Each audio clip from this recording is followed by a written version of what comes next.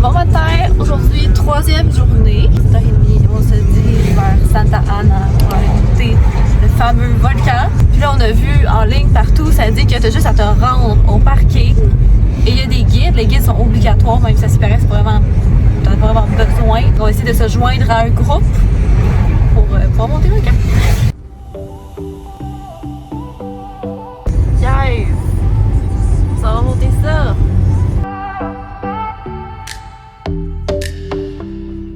Et c'est parti.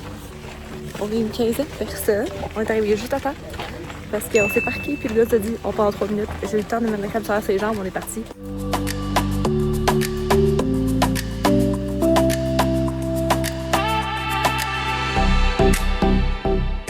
C'est bien parce qu'on prend quand même ça des pauses. Le guide arrête pour nous parler.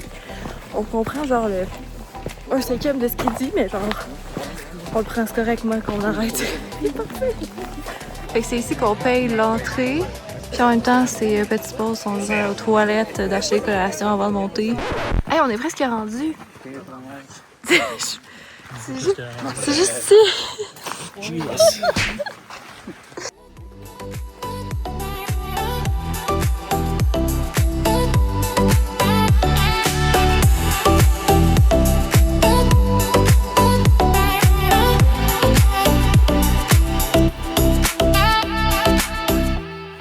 Un coup parce que pendant une bonne partie de la randonnée, on voit le volcan qui est juste à côté, qui est aussi très beau honnêtement. Il y a plein de beaux spots pour arrêter, pour prendre des photos.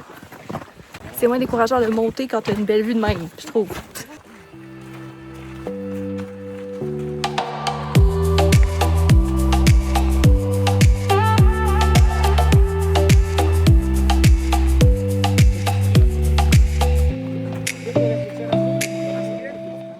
On commence à voir les gens en haut.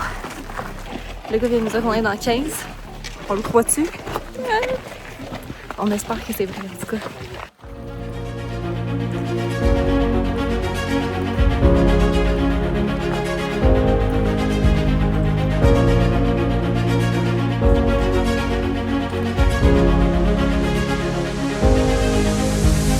On s'en va un lac un peu sur le côté. J'ai l'impression que la vue va être complètement insane tout en haut. La dernière ascension. Pas une suie.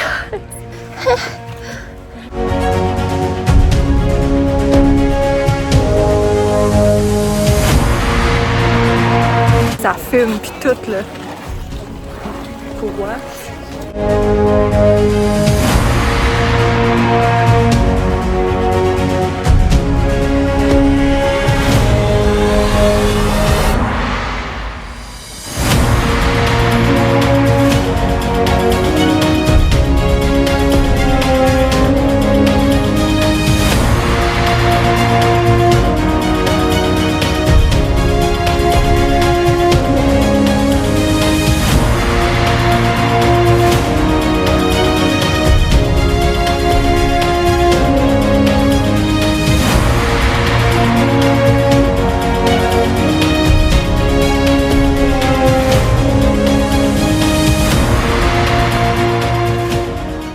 La vue vaut 100% la peine. Oui, on voit le cratère, mais on voit aussi le volcan juste à côté. On voit le lac. C'est magnifique. Et pour ceux qui se demandaient, c'est moins difficile que la soufrière, je trouve, personnellement. On a fait en Guadeloupe à notre dernier voyage. Ça fait 20 minutes qu'on marche. I'm dead. Moi, il y a un petit vent. Ça sauve un peu, mais il reste qu'il fait très chaud et que c'est quand même assez challengeant. C'est vraiment juste la dernière partie de l'ascension, que t'es au gros soleil tout le long, puis c'est dans les roches que c'est plus difficile. Gros sens du monde, en tabarnouche en haut, honnêtement là. Genre, on était vraiment pas tant que ça ce matin, fait que je recommande 100% de venir le plus tôt que vous pouvez.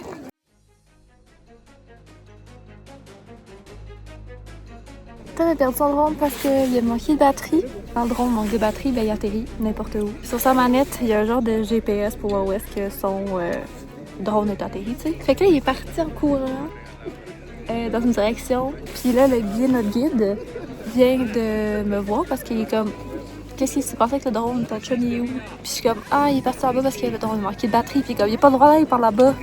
J'étais comme, je sais pas quoi te dire. J'ai aucune idée s'il va réussir à retrouver son drone. Sûrement se faire chicaner par le guide. Well, le guide nous a dit qu'on repartait à 1h30. Présentement 1h30. Mais il est parvenu avec mon chum. Apparemment, je ne sais pas où. Il est 35. Je pense que je viens de l'apercevoir au loin avec le guide. J'ai aucune idée s'il a réussi à retrouver son drone. Il a l'air d'avoir 2 trucs dans ses mains. Pour vrai, pauvre guide. Il est tellement fin. Qu'est-ce que vous avez à dire pour votre défense? C'est un peu téméraire. Allez.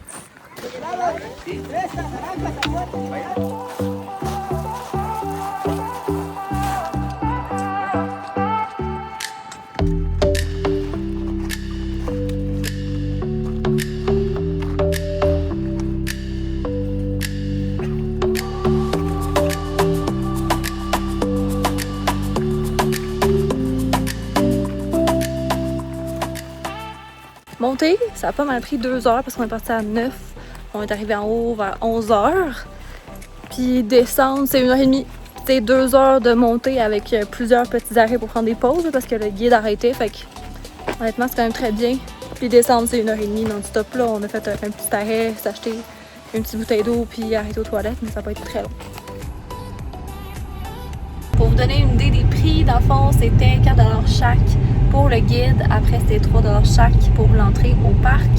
Et on lui a donné un 2$ supplémentaire à la fin au guide parce qu'il y a des tomes avec son drone. Puis sinon, moi puis Tom, au début, on se posait un petit peu la question de comment ça marchait, où est-ce qu'il fallait qu'on aille. Je vais vous mettre un petit screenshot, que vous puissiez mettre ça dans votre Google Maps.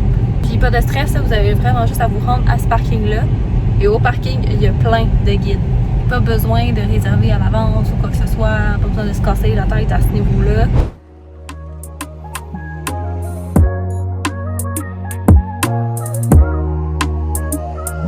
Vu qu'on n'a pas vraiment dîné, on fait un petit arrêt. J'avais mis une robe dans l'auto juste pour me changer.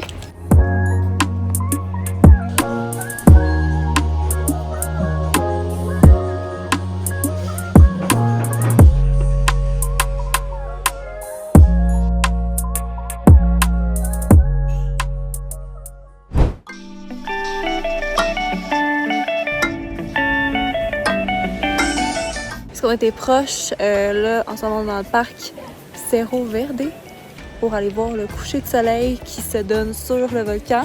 Et où ce qu'on est ici, c'est quand même à une bonne heure 40 de notre Airbnb. Fait qu'on s'est dit, tant qu'à être dans le coin, on va le faire. Ça fait plusieurs activités en une journée, mais moins de déplacements.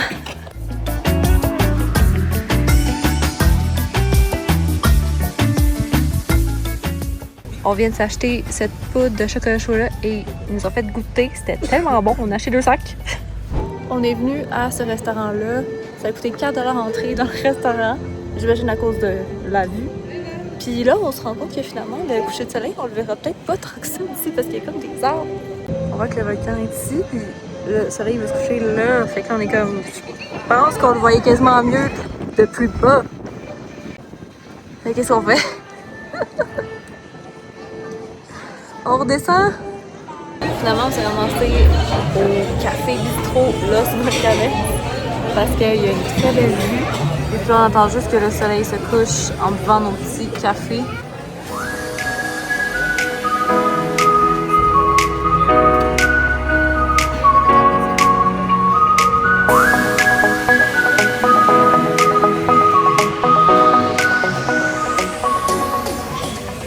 Aujourd'hui, 4e journée au Salvador, puis on s'en va voir des chutes. La première qu'on va aller voir, c'est Don Juan, et la deuxième, c'est Escuco. El Escuco. On a pacté des collations, de l'eau, des serviettes, on est déjà en maillot, puis on a 1 heure à peu près de route à faire. Fait que c'est parti. Je fais avec cette vue-là devant moi. C'est complètement insane. Je pense que je ne m'étonnerai jamais de cette vue. Hello! On s'est fait accueillir par un gentil monsieur. On a vos bracelets, ça coûtait 5$ chaque. La place est vraiment belle, honnêtement.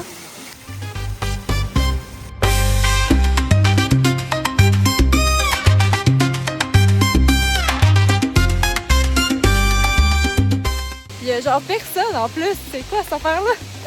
On est tous ces belles chutes-là juste pour nous. Il est 11h30 là, c'est pas comme s'il était 7h le matin là.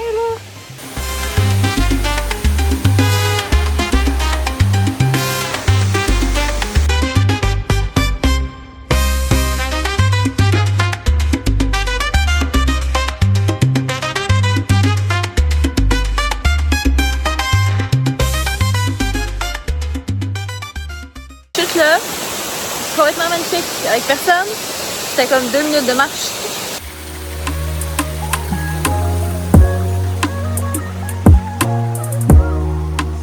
On a décidé d'aller manger au petit resto à côté. C'est tellement beau autour, honnêtement. Là. Il y a plein de belles fleurs. Il y a même d'autres petites chutes en bas.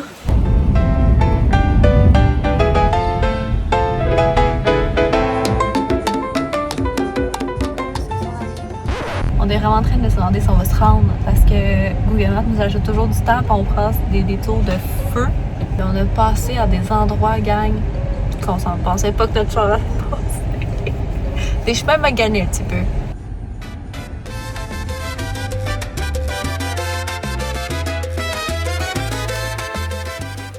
On s'est rendu. On a fini par se rendre. Je pense que ça va être quand même épais. On espère, en tout cas. Autant que ça nous a pris. Se rendre ici. Oh, ça a l'air très beau. My.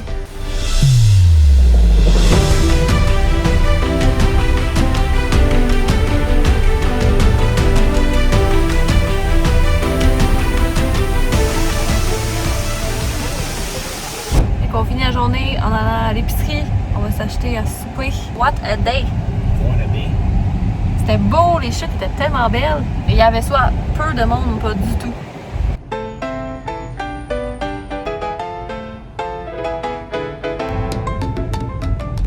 Tu vas nous expliquer ce qu'on voit. Un petit peu.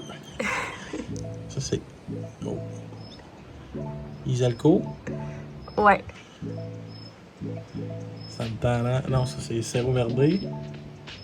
Ça c'est Santana. Ouais. Ça c'est El Pilon. El Pilon. Fait que ça, c'est là qu'on était hier pour regarder le coucher de soleil de ce volcan-là. Et ça, Santana, c'est celui qu'on a monté. Morale de l'histoire, on voit plus de volcans qu'on pensait.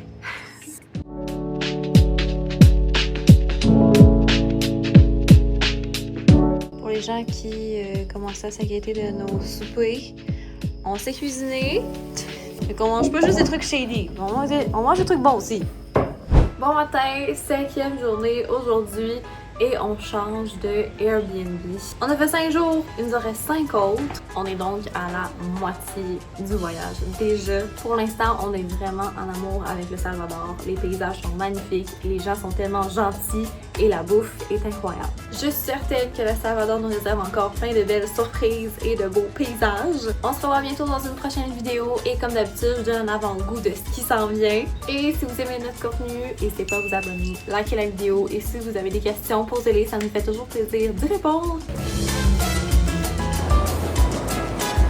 Je sais pas si vous voyez tout le sang que j'ai dans le fond de la tête, ça a pas de bon sens. C'est quand même spécial, c'est comme chaque magasin a son petit stand, genre.